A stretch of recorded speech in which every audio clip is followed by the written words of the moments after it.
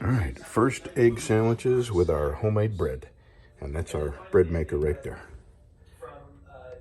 We'll see you in a minute. Oh yeah.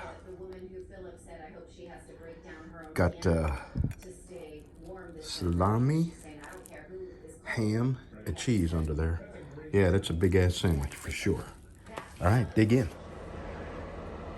I would say good morning, but it's almost noon. My goodness, I got out here so late, but I'm glad because the sun came up and warmed it up real good out here. And I turned that on for about 10 minutes and cranked this up all the way. And look, it's almost, what is it, 65, 67 degrees in here.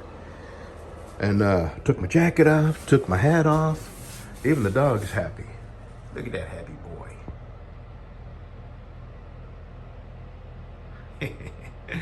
What a life. Laying in the sunshine.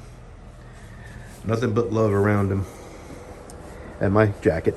All right, I'm going to get started. Let's get this clamps off, the paper off, get the end of these pins cut off, put it on a 6x48, right, Johnner? Get all the squeezed out epoxy cleaned off, and then we'll go from there. All right, that's what we're looking like right now. So what I'm going to do now is tape up that blade, or that tape, and then I'm going to start handling it. And cutting the pins is the first thing, and then grinding off all the excess epoxy. All right, I got all around the handle cleaned up on the outer side, spine and all.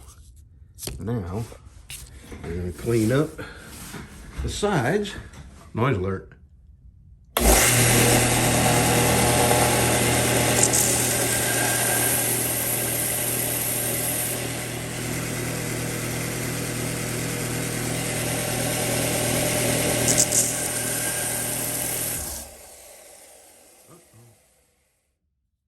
I think I kicked the breaker off. Yeah, because I had this on and that on, so let me go kick the breaker. Well, I have flipped all the breakers. I have no power here and no power there.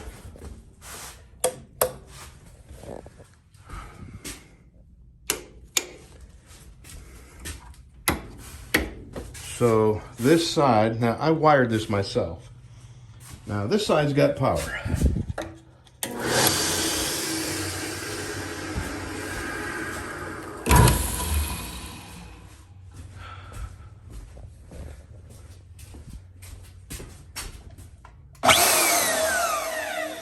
Okay, so those two outlets do not have power. And I can't remember how I wired this. Probably these are wired in together. And I just don't know. Somewhere underneath here. It's not, and it's too, I'm not going out. It's way too cold to go outside and figure this out. So it was almost done on this side. And it is done on that side. And I got to use my router next. So I'm probably just going to plug that into an extension cord on this side. All these plugs on this side are working. But, and after I finish that, all I'm going to do is hand sand this. So nowhere else in the trailer. You know, I have this electrical box right here. And that is connect. You know what? I'm gonna go outside. There is another electrical box outside. And I think that goes directly to that box. Let me go check that. I forgot about that. All right. I got a lot of handwork to do. But, boy, not having electricity sure did put a crimp in my machine work. I'll have to figure it out. And if nothing else, I'll just run a brand new wire to the inside box to these two outlets here. I'm pretty sure these are just 10 amp outlets. And I probably burned one out somewhere. I don't know. First thing I'll do is pull the outlets out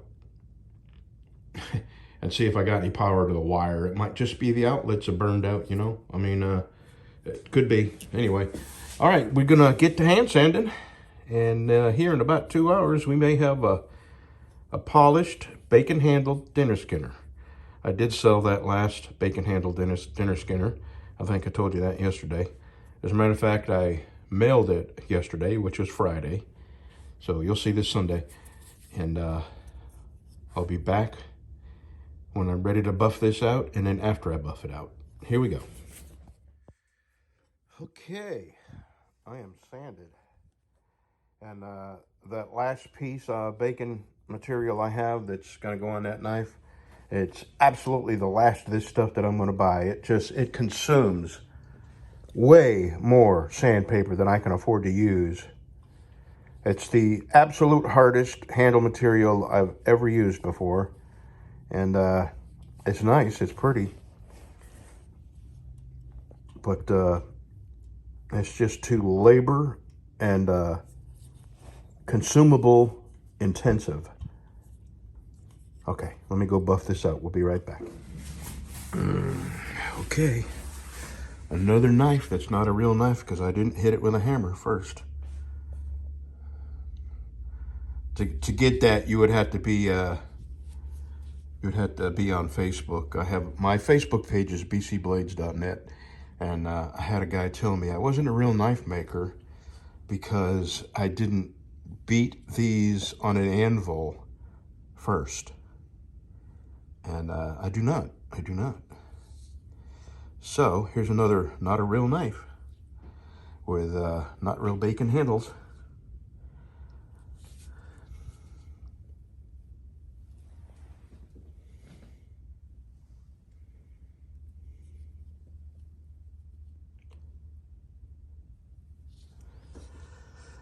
Okay, now I'm gonna go make the sheath.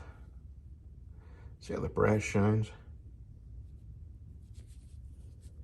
The pins and the stainless shines up. There's a little more work to shine the stainless, but they shine up like a mirror too. All right, I'm gonna make a black sheath with a red thread. And I'm gonna try a little something new on that too that I haven't done before. I've seen it done on other sheaths, and it looks kind of nice. So, all right, let's go into the other room. I've had that heater on since I've been out here, so it ought to be warmed up in there. See you on the other side of the trailer. Well, I gotta tell you, this was one of the most aggravating sheaths I've made yet. I had to completely unsew it. I missed a hole, had to unsew it and go back. And God, what a aggravating sheath. It's done. And I kind of like it. I do like this. It's not any part of the aggravation. I thought I was going to have to bend a needle. Don't get my jacket dirty. I had him cover it with my jacket, but now he's going to drag it all over the floor. Anyway, I think he knows we're almost ready to go. Alrighty, this is done. Let's have one more look at the knife, if I can pull it out of here with one hand. My bad hand, my weak hand.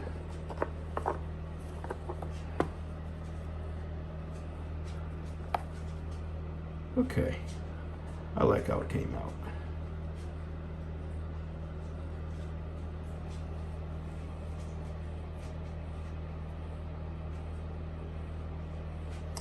Okay, it's for sale.